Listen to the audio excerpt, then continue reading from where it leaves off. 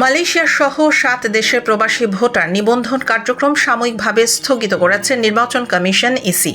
Postal vote BD অ্যাপের মাধ্যমে আবেদনকারীরা সঠিক ও পূর্ণাঙ্গ ঠিকানা না দেয়ায় এই সিদ্ধান্ত নেওয়া হয়েছে। আজ বৃহস্পতিবার ইসি সচিবালয়ের জনসংযোগ শাখার পরিচালক মোহাম্মদ রুহুল আমিন মল্লিক স্বাক্ষরিত এক বিজ্ঞপ্তিতে বিষয়টি জানানো হয়।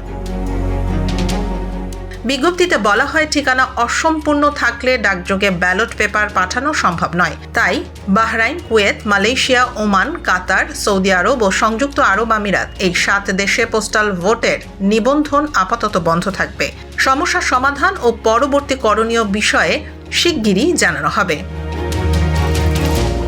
আসন্ন ত্রয়োদশ জাতীয় সংসদ নির্বাচন ও গণভোটে প্রথমবারের মতো বিদেশে থাকা প্রবাসী বাংলাদেশিরা ডাকযোগে ভোট দিতে পারবেন। ইসির তথ্য অনুযায়ী আজ দুপুর 1টা পর্যন্ত পোস্টাল ভোট বিডি অ্যাপে নিবন্ধন করেছেন মোট 53,096 জন প্রবাসী।